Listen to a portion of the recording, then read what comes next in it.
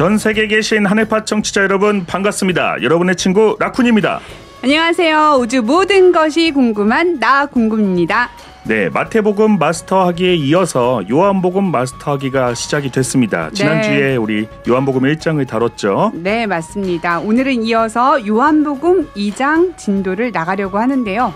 이 요한복음 한 장 읽는 거 금방 읽지만 금방이죠. 사실 뜻을 깨닫기는 어렵습니다. 그래서 모셨습니다. 직접 소개해 주시죠. 안녕하세요. 하늘팟 가족 여러분 반갑습니다. 외모는 쿵푸 팬더이지만 시푸의 역할을 맡은 남기훈 강사입니다. 네, 반갑습니다. 반갑습니다. 강사님. 강사님. 네. 강사님이 과연 쿵푸 팬더일지 시푸일지 네, 처음에 오셨을 때는 쿵푸 팬더의 역할일 줄 알았지만 네. 아닙니다. 시푸입니다. 그렇죠. 네, 이 제이드 궁전의 우구웨이 대사부를 대신하는 수석 마스터.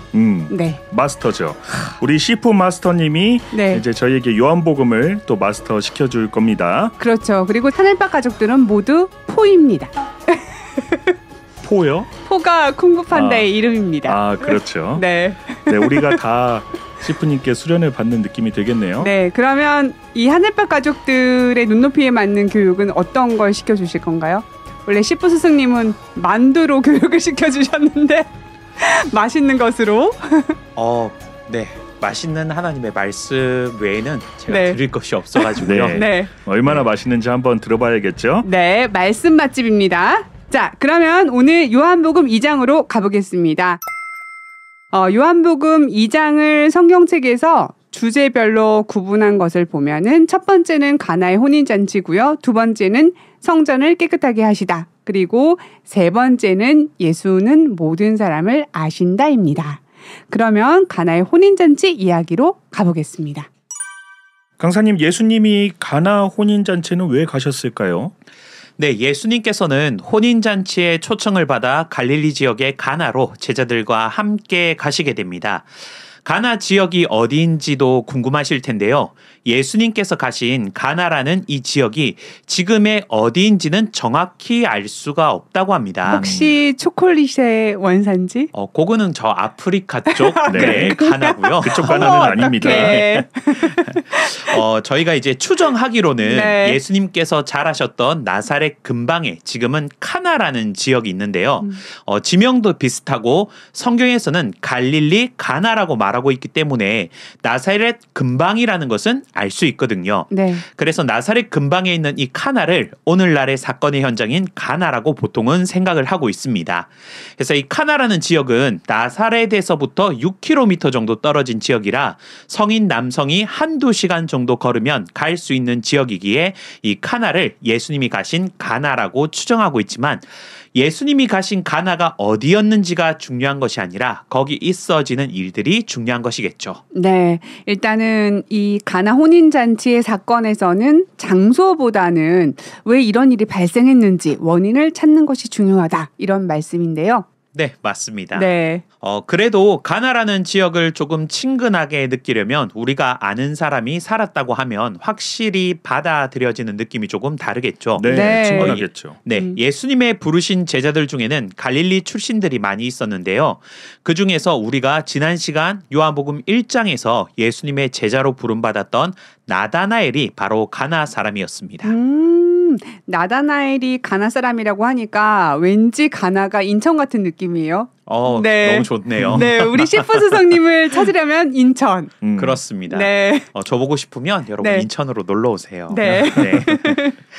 우리 다시 본론으로 돌아가서 네. 예수님은 가나의 혼인집에 초청을 받아 가시게 되는데요.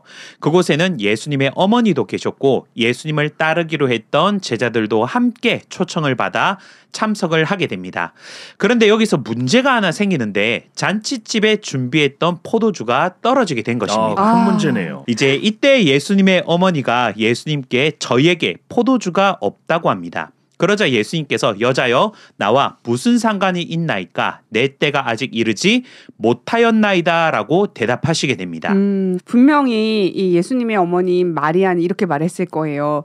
아, 지금 포도주 없으니까 혹시 예수 너는 이렇게 말해도 되겠죠? 아들이니까 네. 혹시 뭐 대책이 없느냐 이런 의도로 질문을 했을 텐데 예수님의 대답이 너무 생뚱맞습니다. 그리고 엄마한테 여자라니요. 예의가 좀 없어 보이기도 해요. 보통 이렇게 얘기하진 않죠. 네, 어머니 이렇게 말해야지 여자요 이거는 좀 그렇지 않나요? 그렇죠. 네. 그래서 이 여자여라는 호칭은 요한복음 19장 26절에서도 예수님이 십자가에 달려 돌아가실 때 마리아를 부르며 제자 요한을 당신의 아들이라고 소개할 때도 여자여라고 부릅니다. 네. 그래서 여자여라는 이 말은 그 시대 보편적인 여자를 부르는 표현이었다고 하는데요. 그런데 왜 예수님께서 어머니라고 부르지 않고 여자여라고 이렇게 부르셨는지에 대해서 여러 추측들이 굉장히 많습니다. 네. 하지만 성경에는 그 이유가 나오지 않기 때문에 우리가 뭐 개인적으로 생각은 해볼 수 있겠으나 여기서 이렇습니다라고 답을 말씀드리기에는 좀 어려운 부분이 있습니다. 그래서 여기서 우리가 주목해 볼 부분은 어머니를 어떻게 호칭했느냐가 아니라 예수님이 말씀하신 자신의 때가 아직 이르지 않았다는 자신의 때가 무엇이냐라는 것이죠.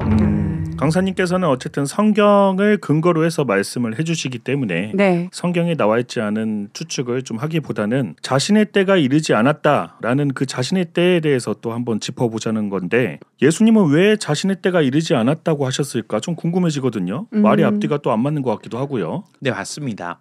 예수님이 말씀하신 그 때는 예수님께서는 하나님의 아들, 메시아, 구원자로 이 땅에 오셨기에 하나님의 아들로서 자신을 드러내는 때를 말씀하고 계신 것입니다.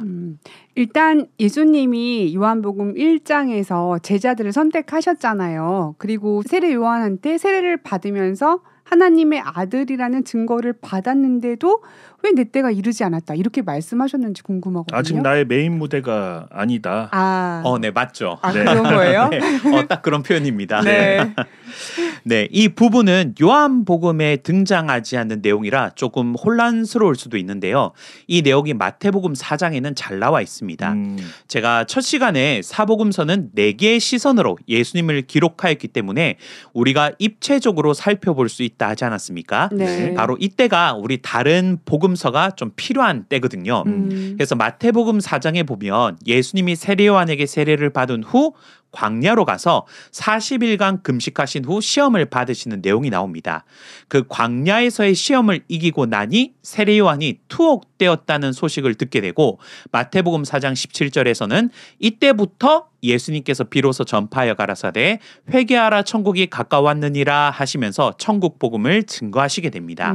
뭔가 지금 일련의 과정들이 있는 것 같아요. 우선은 세례를 받으시고 광야에서 그 광야 시험에서도 이기셔야 되고 세례 요한이 감옥에 간 이후에야 천국 복음을 전하셨다라고 말씀을 해주시는데요. 혹시 이 모든 과정들이 예수님이 말씀하신 때와 관련이 있을까요? 맞습니다. 예수님은 하나님의 아들로서의 삶을 시작하는 때가 정해져 있었는데요. 그때는 바로 주의 길을 예비하기 위한 사명으로 왔던 세례 요한이 잡힘으로써 더 이상 세례 요한이 복음을 전하는 사명을 할 수 없게 되므로 그 사명이 끝나게 됩니다. 또 세례 요한은 길을 예비하는 사명이었기에 이제 길과 진리이신 예수님이 오시게 되면 또 그 일을 할 필요도 없는 것이죠. 그렇죠. 그렇게 세례 요한의 사명이 끝나고 이제 참 길과 진리이신 예수님의 사명이 시작되어야 했기 때문에 예수님의 사명이 시작되는 그때를 두고 말씀을 하신 것이었습니다. 예수님은 어떤 행동이나 어떤 말씀들을 스스로가 원하는 대로 하지 않고 성경에 있는 예언대로 하셨다는 말씀이시죠? 맞습니다. 그런데 세례 요한이 세례를 베풀면서 예수님에 대해서 증거하시는 내용이 요한복음 3장에 나오거든요. 네. 이를 통해 우리는 아직은 세례 요한이 자신의 사명을 끝내지 않고 있음을 알 수 있습니다. 그래서 예수님께서 기적을 베푼다는 것은 내가 하나님의 아들임을 드러내야 하는 것인데 아직은 그때가 아니기에 기적을 베풀 수가 없다고 예수님의 어머니께 말씀을 드렸다라는 것을 우리가 알 수 있습니다. 네. 이렇게 앞에 설명을 다 어머니께 해드렸다면 어머니께서도 왜 저런 대답을 하지라고 생각을 안 하셨을 것 같은데 듣고 보니 이해가 되네요. 그런데 이렇게 때가 아님에도 불구하고 예수님은 어머니의 부탁을 받고 물을 포도주로 변화시키는 기적을 보여주시잖아요. 왜 그렇게 하셨을까요? 네, 어머니의 부탁에 때가 아님에도 기적을 보여주는 것으로 볼 때 예수님이 육적으로도 효자라는 사실을 우리가 알 수 있습니다. 네. 물론 예수님은 하나님의 아들로서 영적으로 아버지 하나님의 뜻을 이루기 위해서도 오셨지만 예수님의 말씀에 예수님은 율법을 폐하러 온 것이 아니라 율법을 완전하게 온전하게 하기 위하여 왔다고 하셨거든요. 그래서 그 율법에 분명히 부모를 공경하라고 기록이 되어 있지 않습니까? 네. 그래서 예수님은 육적으로도 부모를 공경했다는 것을 우리가 알 수 있습니다. 어쩌면 가나 혼인잔치에서는 예수님이 앞으로 보여주실 기적의 일부분만 보여주었다. 이렇게 보여지는데요. 가나 혼인잔치에서는 예수님이 사실 효자처럼 보였어요. 근데 어떤 때는 그 어머니와 형제들이 찾아왔을 때 하나님 안에서 다 형제 자매다라고 이야기를 하면서 그 가족들에게 되게 차갑게 대했던 그런 장면도 있었거든요. 그렇죠. 네, 그래서 그런 장면도 있습니다. 예수님은 어떤 때는 굉장히 따뜻하다가도 어떤 때는 너무 차갑고 좀 이렇게 양면적이다 이런 느낌이 들 때도 있었습니다. 네, 우리 나공국님께서 본 내용은 마태복음 12장의 내용인데요. 네. 가족들 입장에서는 예수님이 매정하다고 느낄 수도 있습니다. 네. 하지만 예수님은 이를 통해서 혈연의 가족이라고 해도 하나님의 뜻대로 해야 하나님 안에서 한 가족이 될 수 있음을 정확하게 알려주고 계시거든요. 그래서 이런 사건을 통해서 예수님께서는 육적인 것과 영적인 것을 정확하게 구분지었다라는 것을 우리가 알 수 있습니다. 네. 그리고 육적인 것과 영적인 것이 있을 때 우선순위를 영적인 것에 두었다는 것도 우리가 알 수 있는 거죠. 예수님 입장에서는 영적인 일이 예수님의 사명을 하셔야 되는 공적인 일이기 때문에 이 공과사를 확실하게 구분하셨다라고도 생각이 듭니다. 네, 맞습니다. 네. 네, 그래서 양면적인 모습이 아니라 네. 예수님은 육적으로도 네. 아들로서 부모님을 섬기는 모습도 있고 네. 그리고 영적으로서 하나님 아버지의 뜻을 이루어야 되는 모습도 있기 때문에 때로는 육적으로도 때로는 영적으로도 이렇게 보여주지만 우선순위는 네. 영적인 것에 있었다라는 것을 우리가 생각했으면 좋겠습니다. 이렇게 완벽한 사람을 뭐 요즘 말로 육각형이라고도 하는데 뭐 빈틈이 없다는 거죠. 네. 맞습니다. 네. 빈틈이 없는 거죠. 이렇게 우리 예수님의 또 이런 모습을 봤고요. 가나 혼인잔치에서 우리 하늘파 가족들이 가장 주목해서 볼 부분이 어떤 부분인지가 궁금하거든요.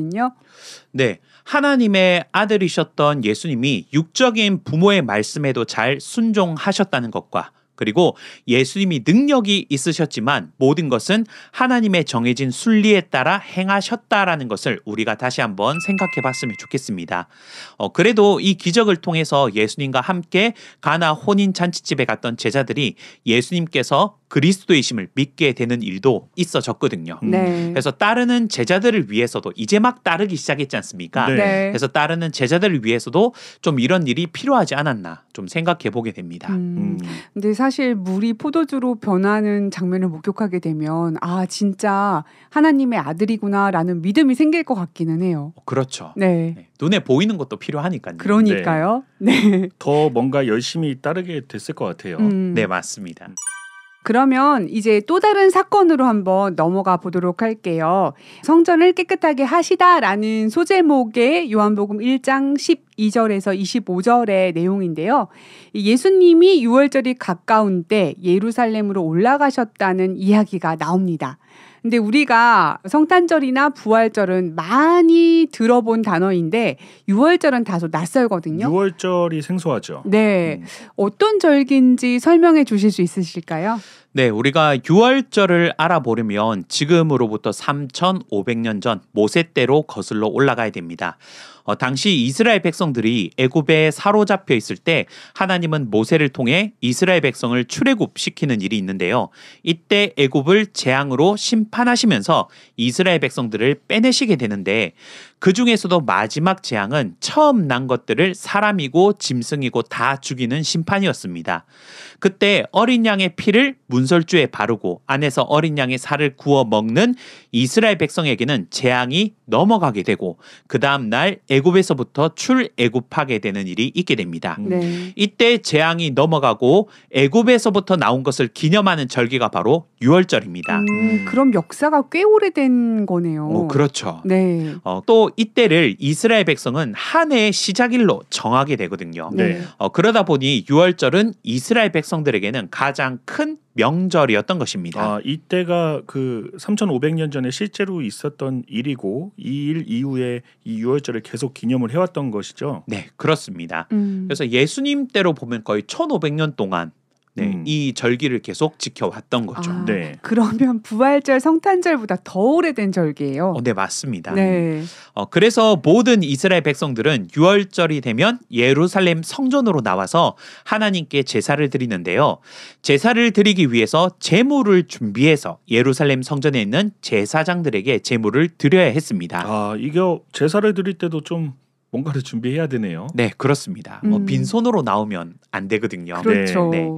그런데 유월절에 하나님께 제물을 드릴 때 율법에는 하나님께는 흠 없는 것으로 드려야 한다는 율법이 있었습니다. 아, 율법이니까 또 얼마나 엄격하게 지켰겠어요. 그렇죠. 네. 그래서 성전 안에서 소와 양과 비둘기를 파는 사람들과 돈 바꾸는 사람들이 이제 등장을 하게 되는데요. 지금도 졸업식 시즌에 꽃 파는 분들이 이제 많이 계신 것처럼 그렇죠. 너무 적절합니다. 네. 항상 그 시기와 장소에 맞게 네. 딱 이제 파시는 분들이 많이 나타나게 되는데요. 네. 아무래도 멀리서 올 거 아니에요. 그때는 다 도보로 오거나 낙이나 낙타를 타고 먼 길을 왔을 텐데 네. 그러면 집에서부터 재물을 갖고 오려면 힘들단 말이에요. 먼 거리에. 근데 성전에 딱 오니까 다 있어, 재물이. 그럼 거기서 이렇게 살고 팔면 편하잖아요. 근데 왜 예수님이 이 사람들을 다 쫓아내고 뒤집어 엎으셨는지 이 부분이 좀 이해가 안 가더라고요.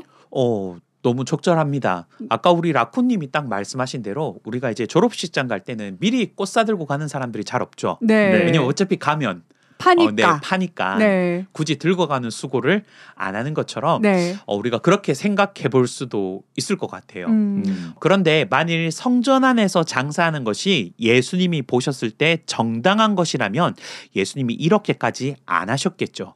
그래서 여기는 문제가 있었습니다. 뭔가 문제가 있으니까 또 지적을 하셨겠죠. 그렇습니다. 이 성도들의 제물을 받아 하나님께 드리는 제사장들이 성전의 그 장사꾼들과 은밀히 담합을 해서 저 멀리서부터 가져온 제물들은 흠이 있기 때문에 받을 수 없다고 하면서 장사꾼들이 파는 제물이 깨끗한 것이라고 하면서 장사꾼들이 파는 제물만을 받아줬기 때문입니다. 아, 집에서 가져온 이 멀리서부터 힘들게 가져왔던 그런 재물은 받아주지 않고 네. 그 앞에서 장사꾼들이 파는 것이 깨끗하다고 하면서 받아줬군요. 네, 그렇습니다. 이렇게 하면서 장사꾼들이 실질적으로는 더 흠이 많은 것들도 굉장히 비싼 값에 팔 수 있도록 했던 것이죠. 아, 그때도 부정부패가 있었네요. 네, 맞습니다.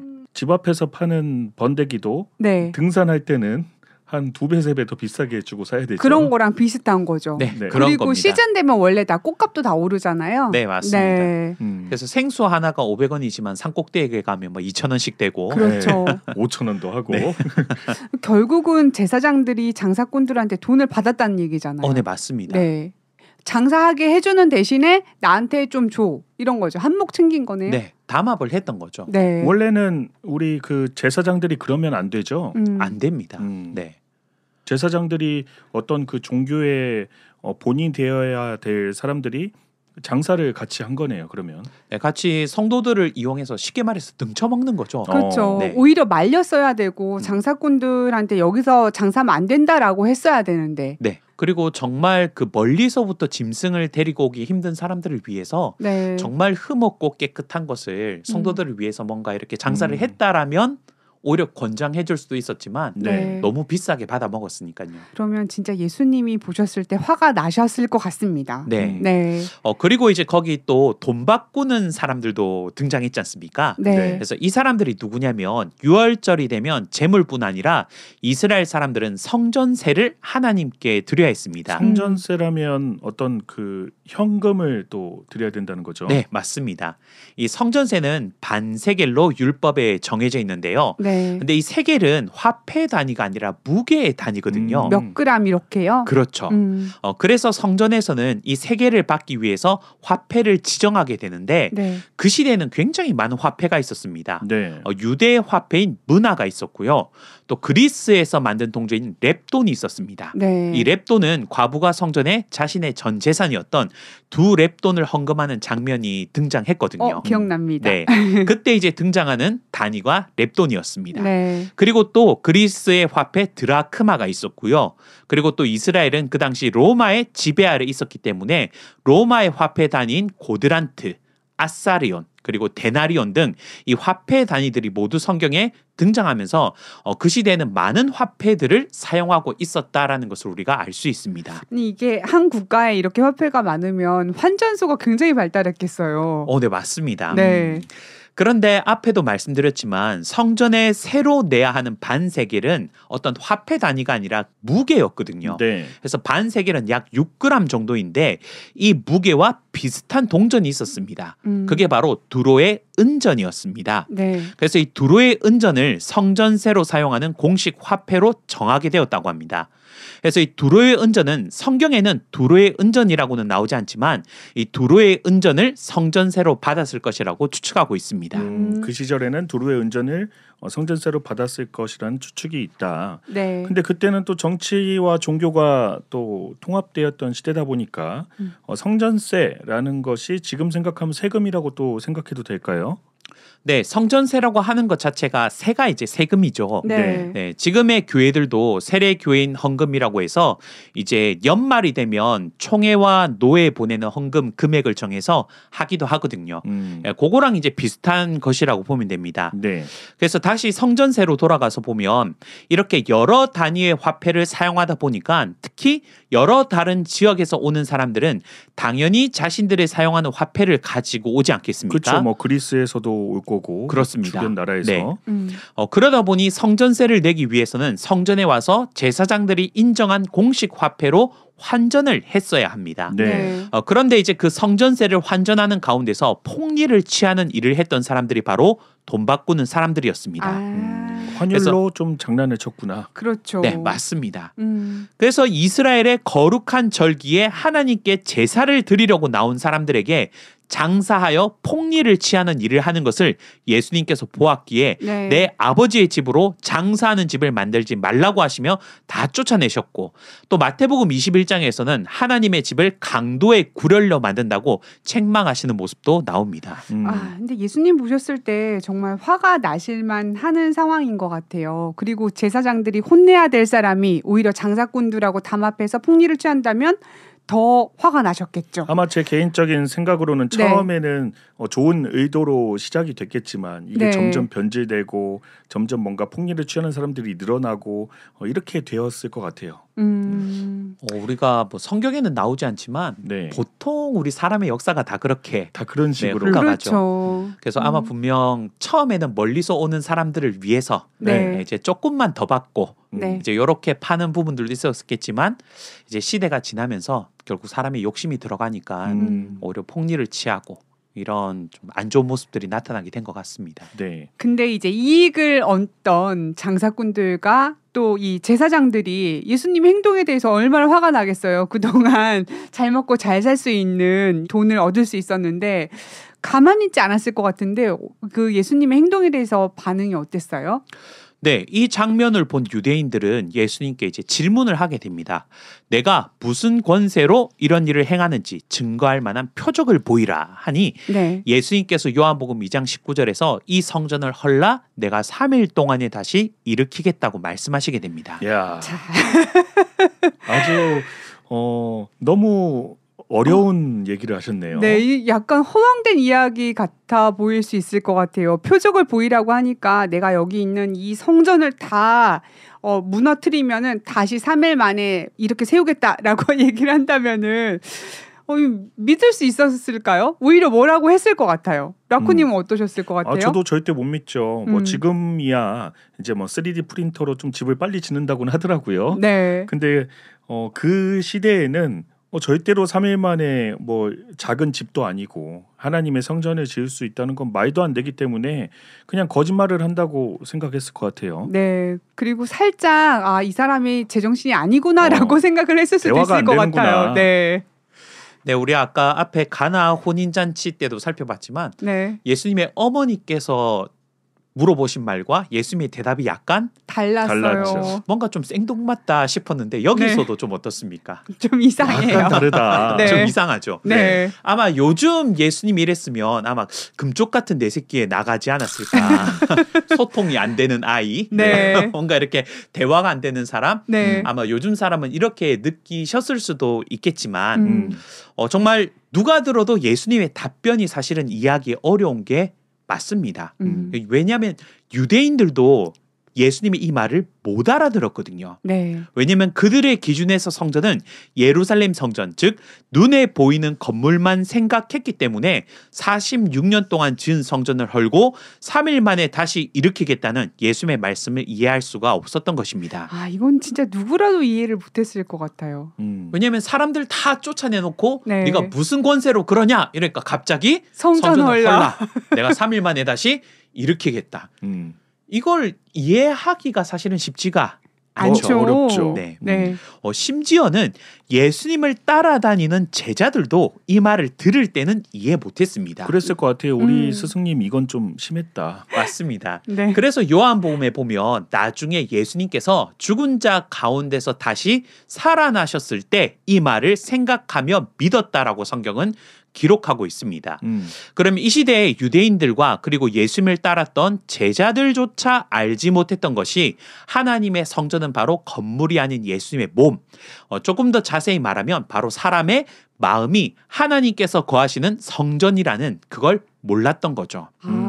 그때 당시 제자들도 이해하지 못했던 이 성전의 의미, 우리도 그렇게 생각했고 그때 당시 사람들도 생각했던 이 건축물, 하나님께 예배드리는 장소를 3일 만에 다시 세우겠다라는 게 아니라 어떤 다른 의미라는 거죠, 지금. 그러니까요. 이 성전의 의미가 그동안 기존에 생각했던 거랑은 정말 다른 것 같거든요.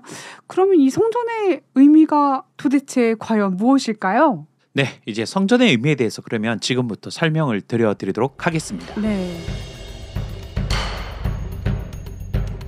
네, 하늘파 가족들 성전의 의미 궁금하시죠? 다음 시간 기대해 주세요. 여러분 댓글, 좋아요, 구독하기 많이 눌러주세요. 감사합니다.